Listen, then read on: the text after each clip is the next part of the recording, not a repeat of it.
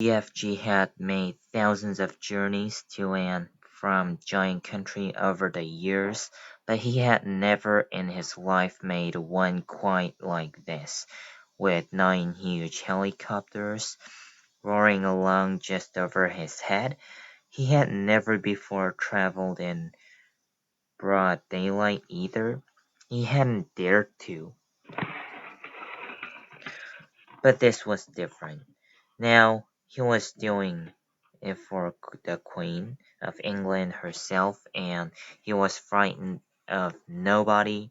As he galloped across the British Isles, with the helicopters thundering above him, people stood and gaped and wondered what on earth was going on. They had they had never seen the likes of it before, and they never would again. Every now and then the pilots of the helicopters would catch a glimpse of a small girl wearing glasses crouching it in the giant's right ear and waving them to them. They always waved back. The pilots marveled at the giant's speed and at the way he leapt across wide rivers and over huge houses, but they hadn't seen anything yet. Be careful to hang on tight, the BFG said. We's going fast as a fizzle crump. The BFG changed into his famous top gear, and all at once he began to fly forward as though there were springs in his legs and rockets in his toes. He went skimming over the earth like some magical hop, skip, and jumper, with his feet hardly ever touching the ground. As usual, Sophie had to crouch low in the crevice of his ear to save herself from being swept clean away.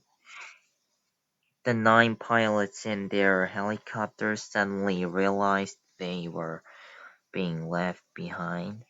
The giant was striking ahead. They opened their throttles to full speed, and even then they were only just able to keep up. In a leading machine, the head of the Air Force was sitting beside the pilot. He had a world atlas on his knees, and he kept staring first at the atlas, then at the ground below, trying to figure out where they were going. Frantically, he turned the pages of the atlas. "Where the devil are we going?" he cried.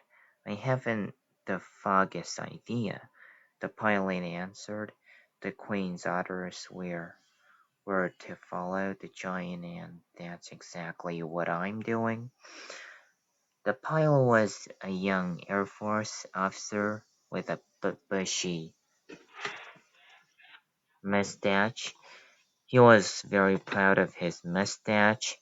He was also quite fearless, and he loved adventure.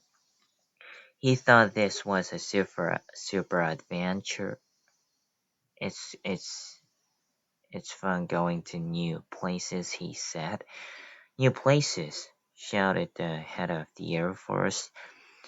"What the blazed are you mean new places?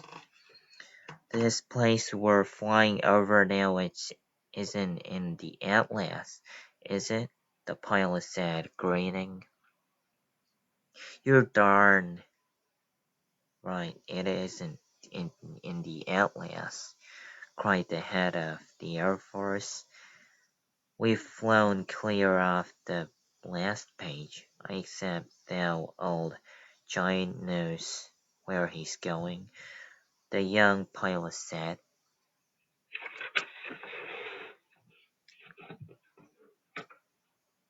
He's leading us to the disaster, cried the head of the Air Force. He was shaking with fear. In the seat behind him sat the head of the army, who was even more terrified. You don't mean to tell me we've gone right out of the Atlas, he cried, leaning forward to look. That's exactly what I am telling you, cried the Air Force man. Look for yourself. Here's the very last map in the whole Flaming Atlas.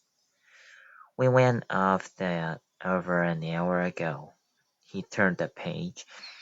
As in all atlases, there were two completely blank pages at the very end. At the very end. So now we must be somewhere here, he said, putting a finger on one of the blank pages. Where is here? Cried the head of the army. The young pilot was still grinning broadly. He was, he said to them. That's why they always put two blank pages at the back of the atlas. They're for new countries. You're meant to fill them in yourself.